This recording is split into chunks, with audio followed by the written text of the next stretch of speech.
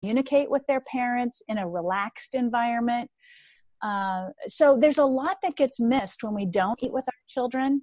And so I want parents who are listening to understand that you can sit and eat with your children, and you can all be around the same table with the same food. You use a family style service or a family style meal. Each individual at the table can pick and choose what goes on their plate. And the beauty of that approach, and I have an article on my website kind of walking parents through step-by-step how to do it. But the beauty of that approach is that you cultivate autonomy in that child. When a child can come to the table and see, oh, here's what's for dinner. I think I'm going to have that. I'm going to have a little bit of the rice, and I'm going to have the strawberries, and I'm going to have some milk, and I'm going to do it myself. I'm going to put it on my own plate. A beautiful thing happens. All of a sudden, the pressure is gone. The children are more relaxed. They feel more ownership over their meal, and they eat better. True. Now, what about, though, having, I guess what I'm going to is yes on all of that. Yes. Is there ever a place for and I hate the word rule, which is why I'm kind of fumbling with this. Is there ever a point, though, for a rule of like, just try it once. You don't have to eat it, but try a bite of the lentils. I know they might look different, but try the lentils. Is there any time that parents should set some of those parameters around, we always try one bite of everything and then have at it? Yeah, so that's a great question too. I think that absolutely parents can set guidelines and expectations around meals. And it really will depend on the children that they're feeding, because some children will feel like you have to take a bite is punitive and pressure filled. And that child could respond in a negative way to that. You might have a child who is very amenable to following that rule, and it's no problem. And so you can do that. In my own family, when my children were much younger, the stance I took with mealtime was, listen, Daddy worked and made all this money so we could go buy this food. And I cooked all of this food. So out of respect for both Daddy and I, we would like to see you have at least a little bit on your plate. Now, if I had a child, and I never had a child who resisted that. My children, were compliant with that. It was, never a problem with that.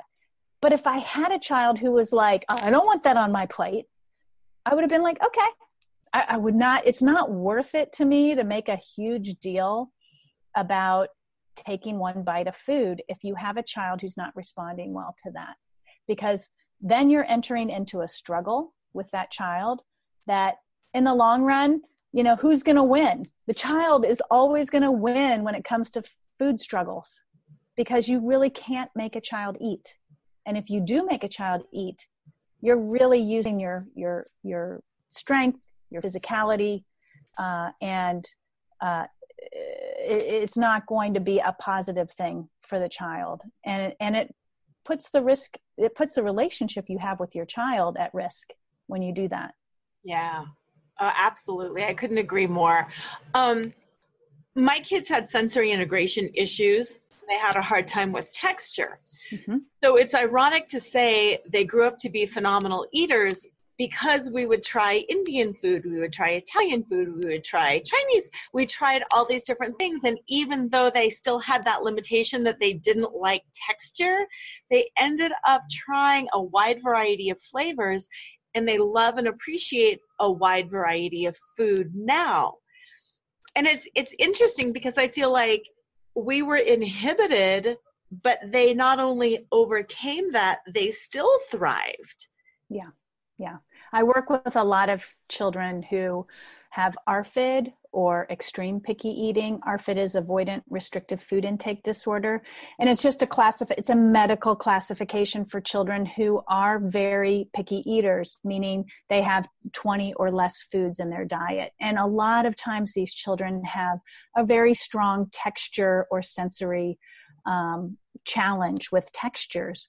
What happens oftentimes is that the parents get stuck in offering the foods that that child will eat, and they lose their mojo around just diving in and trying all kinds of foods and flavors. And really, when I treat these children, we work on the textures, but I work on the parents too, to adopt the attitude that you just outlined that you had with your own children. It's like you just have to have the fortitude and the wherewithal to keep on trying. You cannot get bogged down in these kiddos not taking or trying or tasting these things.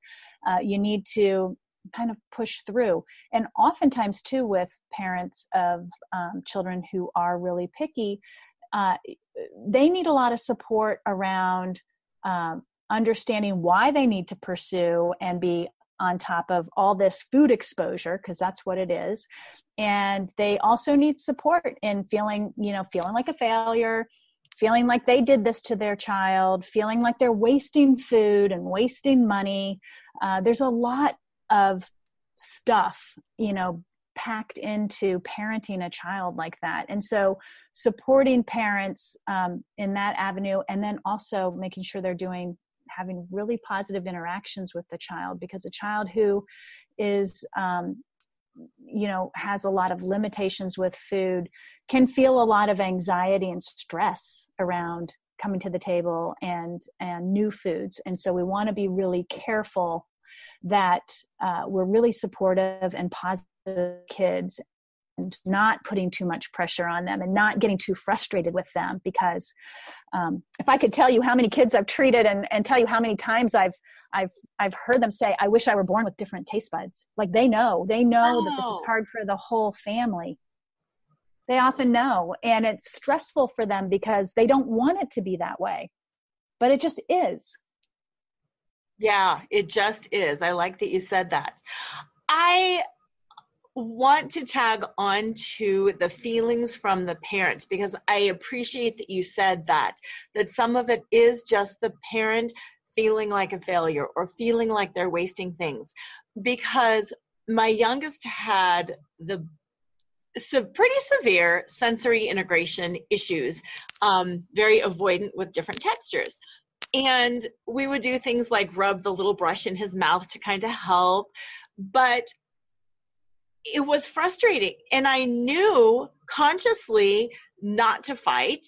And we had some great tools, but regardless, there were so many days I would call my own mom in frustration and be like, he ate 2 green beans and had a lick of a lollipop. That's not nutrition. And it was so hard for me on the parent end, because on the one hand, I know quite a bit about nutrition and I like the whole health and the fitness and blah, blah, blah. And I'd create healthy organic meals, blah, blah, blah. And I would know he needs nutrition to grow. And then I would know I can't force this, but oh my gosh, it was hard. And I wish I would have had a resource like you or, people in your community to be able to just share that burden and that frustration with, and to have people say, it's okay. Yeah. Having a community and a support group, I think, or a support person who can help you with those feelings is important, because you're right. You live with these feelings every single day. It's hard not to get frustrated. It's hard not to get discouraged. It's hard not to feel like, why the heck am I doing all this stuff? I'm not moving the needle. I think what parents need to realize, parents of children who are like this, is that it is a slow recovery. It's a slow moving train with lots of baggage. Yes. But one of the things, the whole goal is to help children eat as normally and as nutritionally as possible. And, oftentimes parents have expectations around that are vastly different from where their child is and where their child's going to end up. So what I tried to do is have parents, work on normalizing what a meal looks like. So making having the child come to the table at certain times and sitting at the table, whether they eat or not, but going through the motions of that structure and that rhythm, and putting the food on the plate, even if it is all white food, it goes on a plate with a fork and a knife and a glass, like really trying to bring this normalcy and the structure to meal times and snacks. And then taking the foods that the child likes and making chains. We call this food chaining. And there's a great book called Food Chaining by Cheryl Fraker. And it really outlines, you know, if your child likes mashed potatoes, you can try a food that's going to be similar to mashed potatoes. So it might be mashed sweet potatoes, right? And then we go to that one, and then we might say, well, let's try cream of wheat. It's kind of the same, you know, texture. And so we make little chains, and we make food introductions that make sense to the child and that capitalize on their sensory capabilities, as opposed to saying, oh, my child eats mashed potatoes, but I really want him to eat broccoli. So I keep trying broccoli, but I'm not getting anywhere. Well, there's no sensory similarity between mashed potatoes and broccoli. So we try to do that. And then we work on the texture stuff, exposure, food exposure, which is exactly what you were talking about, just exposing to all kinds of different flavors and textures. And it's just desensitizing the child with food, texture, and flavors in a positive environment where they're not breaking down, stressed out, full of anxiety, crying. Like, we really work on trying to keep that really positive too. I love a lot of the things that you were saying in that food chaining. And I think a lot of listeners may have thought, oh, nutritionist, she's going to tell us so many carbs, so many fats, vitamin A, vitamin B. It's not about the requirements. It's about the environment. And perhaps if the child has mashed potatoes and cream of wheat and something else that's white and mashed, that's still a nutritious meal, because it sounds like nutrition is more over the long haul instead of he or she got all, you know, food groups and requisite nutrients in each and every individual meal. Right. And don't get me wrong, we are trying to get to that point, but you know, that's where the role of supplements come into play, micronutrient supplements. If a child's not eating fruits and vegetables, I'm putting them on a multivitamin. Oh, yeah. If a child doesn't eat any fish, I'm putting them on an omega-3 supplement. If a child doesn't drink any dairy products or vitamin D sources, I'm putting them on a vitamin D. I mean, that's why we have supplements, so we can bridge those gaps while we work on helping that child move along. And again, it's slow. It is slow. But my goal is always to first make sure the child is growing normally. Because if they're growing well and they're gaining weight, I know they're going to feel well. I know their brain's going to work well. They're going to be able to learn. And then we work on the fine details. Yes, absolutely. It's all the different building blocks. And I like how you talked about the supplements are for the gaps. And then once the child reaches a middle school teen, do you work directly with the child in educating them? And how does that look? I do. So depending on the condition, if we're still on the talking about that extreme picky eater, it's just talking about food, textures, characteristics. It may be that I bring in, you know, if I have a child I've been working with and we have a really good foundation together, we'll start a program that I actually have a workbook on. The workbook is Try New Food, but the program is called Try It Bites, or the Nourished Path to Trying New Food. And we work on a systematic kind of assignment. The child chooses 3 foods to work on at home, and they take a small bite of those 3 different foods every day for 2 weeks. Or they might do 1 week and then switch to another 3 foods the following week. And then they come in for a checkup with me, and I get to pick 3 foods that they choose, and they taste. And some kids can't taste because they're just not there yet. So they might be smelling and touching and feeling the food, but there's exposure that happens in my office with them. It's really interesting. Every child is different. Some kids do, move through the program really fast and really are able to add on 10, 15, 20 foods to their diet. Other children, it's really slow. We're starting at, let's peel a clementine. Let's peel a banana. Let's cut meat. Let's pick up this, let's unwrap a granola bar out of the wrapper. Some kids, the sensory stuff is so strong, as you probably know, that they don't even want to touch food. So we're in the touching mode. And also, I'm not an occupational therapist. or a speech language pathologist. So I take it from a very nutrition oriented framework, but a lot of these children benefit quite a lot from involving an occupational therapist or a speech language therapist who both